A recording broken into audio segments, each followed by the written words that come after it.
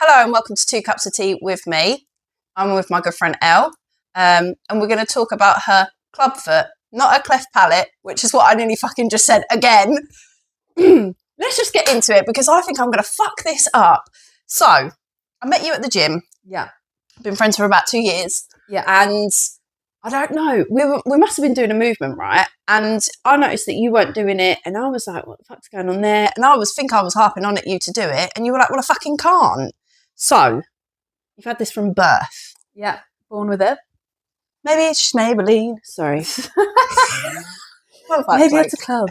Maybe it's a club, believe. Right, so you're born with it. So let's talk about that and childhood then. Yeah. So, born with it. Not really sure why. I'm the only person in my family to have it. It is normally a genetic thing. Is it? Okay. Yeah. Can also be caused by mothers taking ecstasy whilst pregnant, which I promise, Mum, I'm not going to libel you here. You definitely didn't do that, although I do like to take the piss. Can you imagine? You fucking druggie. Yeah. Oh, I really hope she doesn't listen to this. Oh, shit. No, sorry, Mum. Sorry, fuck. No, it's fine.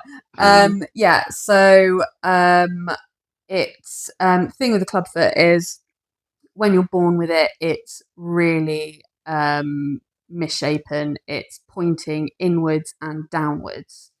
That has to be corrected really soon after you're born while the bones are still soft. And then you're in treatment for a few years to see if that will help you walk normally. Okay. I don't remember it, but I've got pictures of me when I was like 1 or 2 years old with little shoes with a metal bar between the shoes, and you're kind of walking your feet can't really move properly because the bar's stopping you. Because you're together. It's right. trying to mold your foot in some way, I guess, to get it used to a certain way of walking. Neither of those things really, well, they obviously helped a bit, but I still couldn't walk properly without a splint because I couldn't get my heel on the floor properly. I couldn't walk heel toe. Right. Because I've got a completely flat foot, as you can see. Yeah. So I had a big plastic splint from, it must have been like 3 or 4 until I was about 11, and then I had an operation to transfer a tendon from the side of my foot into the front of my foot. Right. So let's just hold on. So you're telling me from such a young age they were constantly trying to correct it? Yeah. It's just gone out.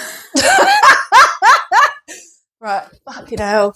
Right. Okay. Oh, recording again. Okay, great. So sorry about that, everybody. Just so you know, couldn't obviously get my shit together and the light went out. So, as you were saying. Yeah. Going through a lot of stuff throughout my childhood to try and fix it. Lots of hospital visits.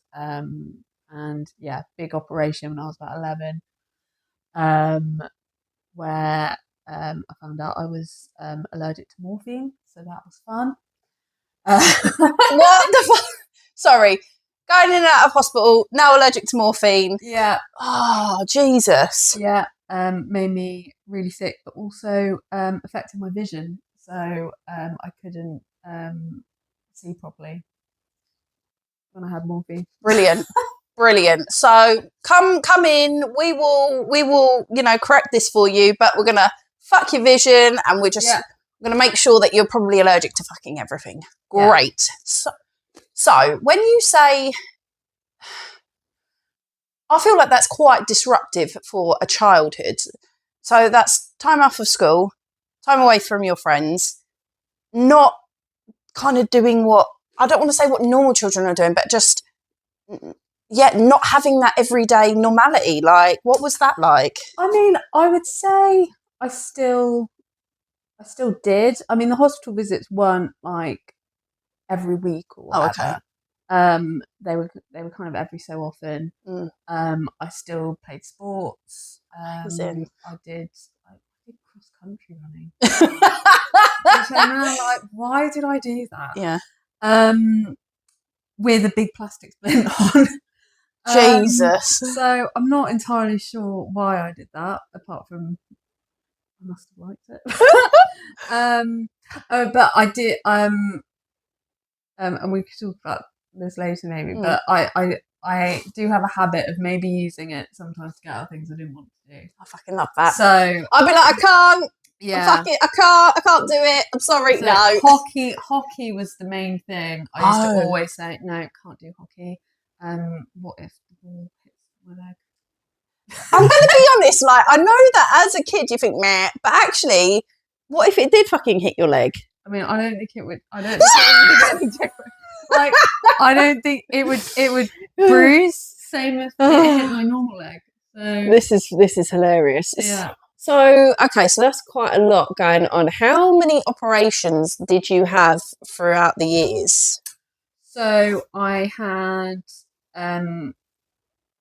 one when I was really young as a corrective procedure. I had the tendon transfer when I was about 11. And then when I was 16, I had a load of operations to try and get a silicone implant in my calf. Like a boob job. Whoa, whoa, whoa, whoa, whoa, whoa, whoa. You had a boob job for your foot. Yeah. And it didn't work. It didn't work? No. So it was purely cosmetic because I mean my left calf is skinnier now than my normal calf, but that is nowhere near as bad as it was, like a bone with some skin on. So basically, You had a chicken leg, didn't you? yeah, like fucking hell. So I know we joke about it, but actually, like cosmetically, like looking at it. I mean, look, I had one boob massively bigger than the other, and sorry, we're just going to go off on one here because, but actually, when you think about it, we're sitting here just talking about, oh, well, one looked bigger than the other, but when you're faced with that every day, yeah, Jesus, okay, fair. So it didn't work.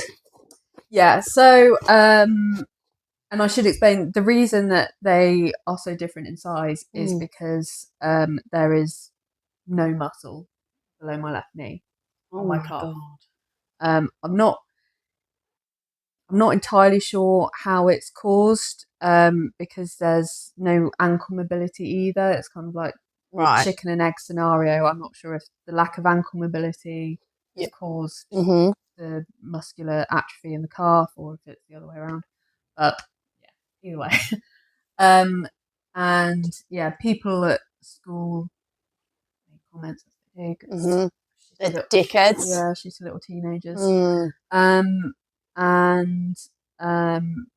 there was discussion about different things they could do to help my legs look a bit more normal. There was talk about, because my left leg's shorter than my right leg.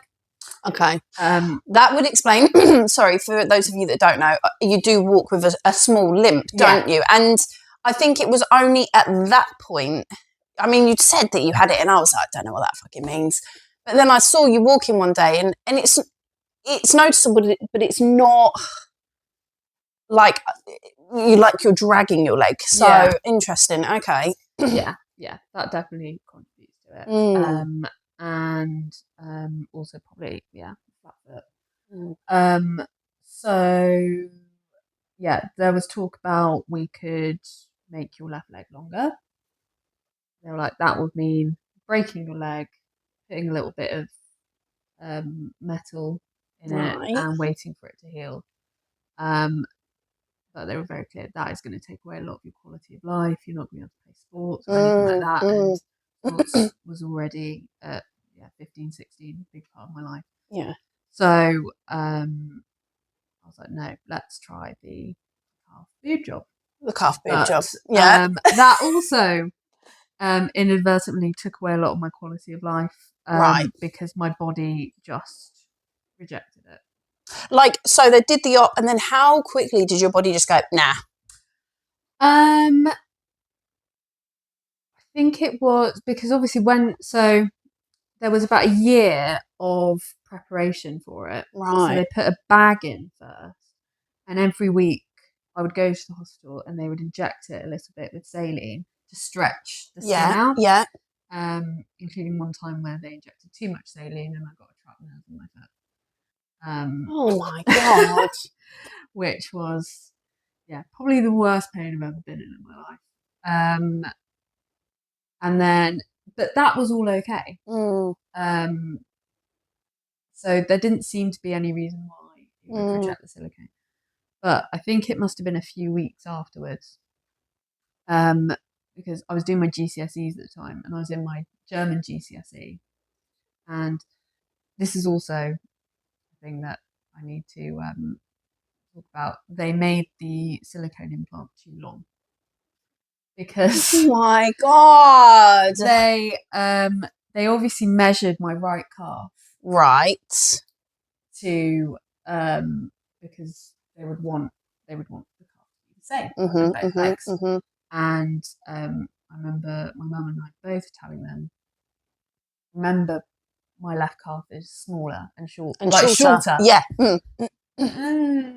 Fine. Doctor knows best. Yeah. Anyway, I'm in my German GCSE. Blah, blah, blah, blah, blah. Can't even remember a word of German. Sehr gut. And then I just like stretch my leg out and I just feel something like, and I'm not sure what just happened there. I'm going to carry on. Yeah. Exam finishes, I get to stand up and I can't. I'm like, oh, holy shit, what's just happened? A friend has to help me down to see my dad. My dad immediately takes me home. My mum's there. They, because it was still healing at this time. Yeah. Dressing. My stitches are completely ripped open. Oh my God. It's not, don't tell me it's like hanging out and just what's it doing at this point? It's just there. Oh, okay, like, brilliant. It's just, the wound is open and you can see nice grey silicone. Your fake boobie and your... Yeah. Oh, Jesus. So, that was kind of the start of the end, really. It just had to keep going in and getting fixed, and every time it would just start weeping and not. I was on tramadol and antibiotics and just trying to keep down any risk of infection, but it also turned me loopy. Trying to do my GCSEs at the same time as all that was pretty stressful. And I think and I was in hospital for weeks at a time. Like my whole post GCSE summer was just, it sounds trivial now, but when you're 16, no, it's the be all and the end all, and it's hard and it's heavy and it's Jesus. So you went through all of that. So then you've gone through, your teenage years. And then what did you just decide? Did you just think, fuck it, I'm not doing this, I'm just going to leave it be and I'm just going to live life now? Yeah. I've had enough. It's not going to work. Yeah. I'm fed up of being in hospital all the time. I'm fed up of all of these drugs. I'm fed up of just everything. It doesn't matter that much. Take it out.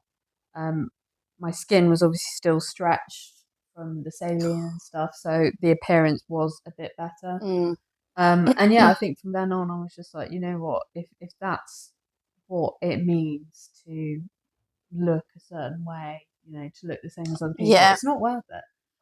And the whole reason I did it was because I wanted to start wearing skirts and dresses. Because I always used to wear trousers, and I was like, oh fuck it, I'm going to wear dresses and skirts and stuff.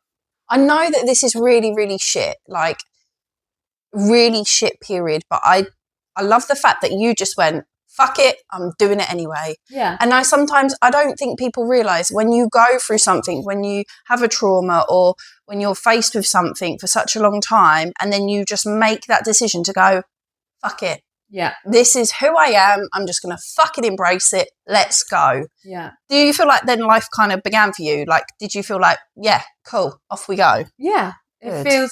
It feels like a very long time ago since I really cared about what my foot looked like. I mean, she's got a nickname now that started at uni, Peggy, Peggy. because she's like a peg leg. Oh. And my mum absolutely, then my mum's going to be annoyed that I brought it up because my mum absolutely hates it. She's like, so mean. It's so mean to you. I like it. Yeah. I like it. I like being able to say to my friends, like, oh, Peggy's not doing too well. I love the fact your leg's got an alter ego. I am just a fucking alter ego. But sometimes I think, like, you have to see the good in that. Like, I mean, for me with my boobs, this one was a massive D, this one was a very small B. My ex-husband, before I had the op, he obviously went through the op with me, really actually funny, but he would go to me like, I like to hold the big one when I feel like I want a double cup, and I then like to hold the small one because it's just sits in my hand. Honestly, when I think about that now, that's actually really funny. But at the time, I'd be like, you're a fucking prick. But so the fact that you're just like, no, I'm going to do it. I'm just going to carry on living. I just think it's phenomenal. And you're not scared at the gym. You're not scared to get involved with the competitions, are you? Like, Training Space are affiliated with Above 100s. Elle is an avid fucking competitor for that, and I feel like when you compete, you just business on. Let's lift that. I'm going to be like that. I'm going to do that. And then you did what, Turf Games? Was it not last year? The year before? 2 years? No, I've never done Turf Games. Oh, fucking hell. Sorry. Tribal Clash. Tribal Clash. Fucking Tribal Clash. It's because I've done Turf Games and because so many people do Turf Games. Yeah. No. Right. Easy to confuse. Do you know the most embarrassing thing is we've spoken about this? Tribal Clash, Laura. It's Tribal Clash. It's fucking Tribal Clash. No. Brilliant. Okay. Please tell, because there's going to be lots of people that are not going to be gym freaks like you and I. Please, can you tell them what training was like from your perspective with your foot, and how you actually competed on the day and what you had to do? Do you mean training in general or training for Tribal Clash? Training for Tribal Clash. Okay. We'll look back to the general training because I think that's cool. Okay, so for Tribal Clash, the training was intense. I just remember that I would see Elle's Instagram and it would be a post and then a post and then a post, and I just used to think, fucking hell. Yeah, they were intense. They were really good though. Like Tribal Clash is definitely my sort of thing where, you know, it's not necessarily, there's definitely some CrossFit elements, but it's not as super CrossFitty as some other competitions. You know, I liked being outside, throwing heavy stuff around. That's my sort of thing. But yeah, there were definitely elements that I was worried about. Okay. Because you were in a team as well, weren't you? Yeah. So you had other people. Did you feel, I don't know about you, I always feel pressure. I don't know why I do it to myself, but when I'm competing in a team, I don't want to let my teammates down. Yeah. I want to be really good. I want to be really on it.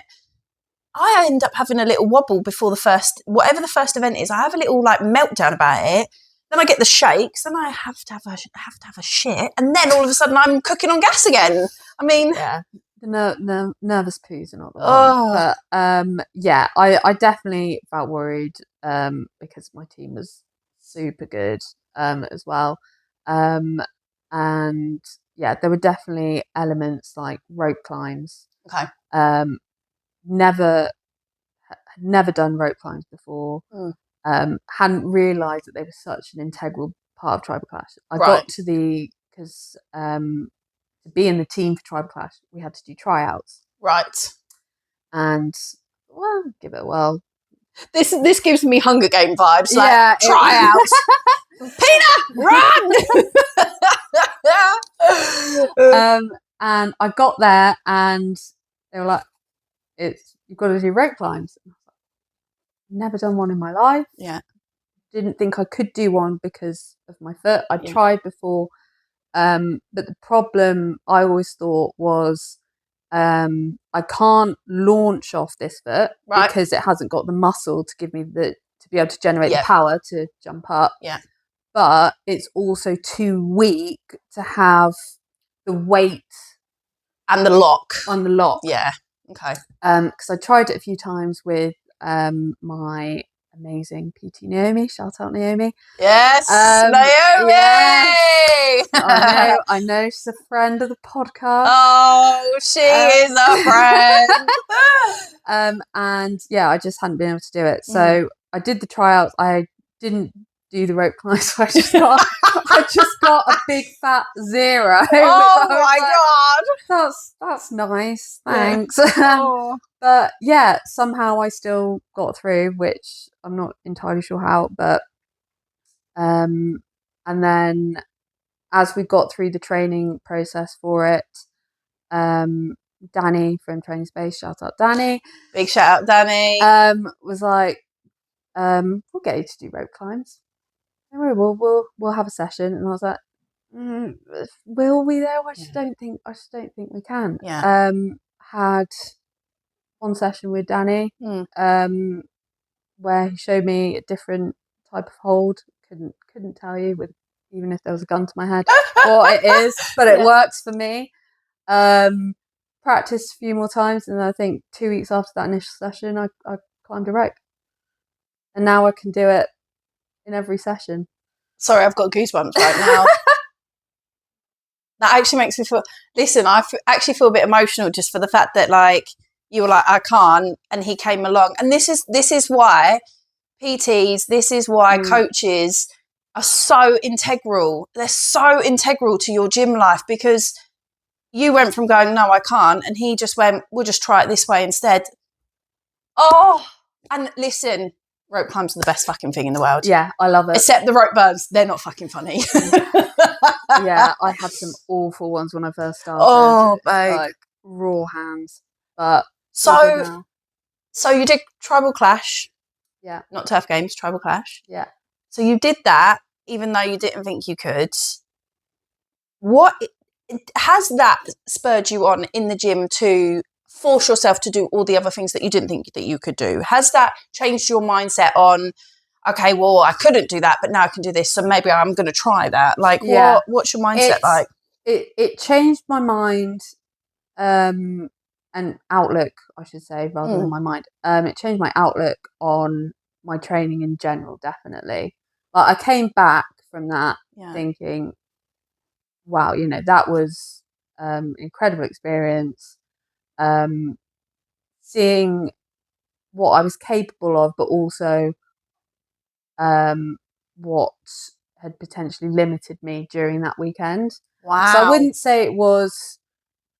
I left feeling a bit like disappointed in myself. Yep.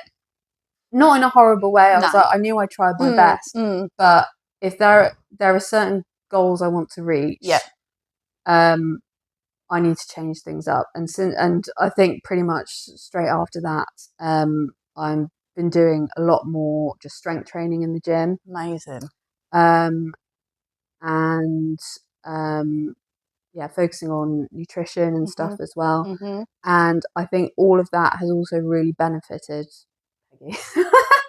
Because Big up Peggy! Because I think there are realities that I can't hide from when it and you have to be sensible. Yes. It's all very well, just pretend like you haven't got this. It's fine. You can do anything anyone wants. You can't. There's certainly nothing stopping you from trying things. But there are going to be certain things where you have to adjust. Okay. And I would say that's the thing. You don't. I'm no longer scared to try things, but I have to accept the fact that I'm going to have to adjust sometimes because I don't want to cause her any injury. No. And also scaling is not failing. Yeah. It really isn't. And I love the fact that you're sitting here going, I'm realistic. I'm going to fucking give it a go, but I'm realistic about it. And I find that really inspiring, like that you just thought, I'm going to go and do this comp. I can't do some of it, but I'm going to just give it a go anyway. And I like the fact that it's had such a positive knock-on effect. And again, like I can't stress enough how important it is to be in the right gym for you. Yeah. You know, training space for you is fundamentally what sort of progressed you on to this point, isn't it? Thanks to these coaches, thanks to these mindsets, they're being inclusive, not exclusive, which I wonder, do you feel like maybe people similar to what, you know, to your situation, do you feel like that they maybe might be more negative and feel like society isn't as inclusive as it could be? That's interesting. I actually don't know anyone else with a club foot. So I couldn't speak for anyone else. No. I would say that my personal experience is that people don't really understand what having a club foot entails. Right. Because I think there are people who think it's a purely cosmetic birth defect, like your foot looks funny, your calf looks funny, but that's it. I don't think people understand that there are some real physical disabilities that come with it. I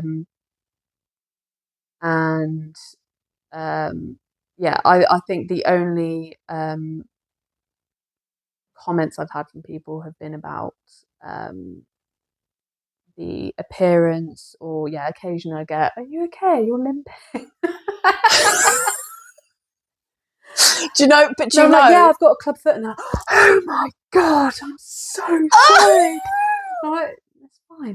But do you know, me being me, I see, and I feel like you're so diplomatic. I think I probably would end up getting the hump, and I'd probably end up being like, "Yeah, I'm fucking disabled, all right."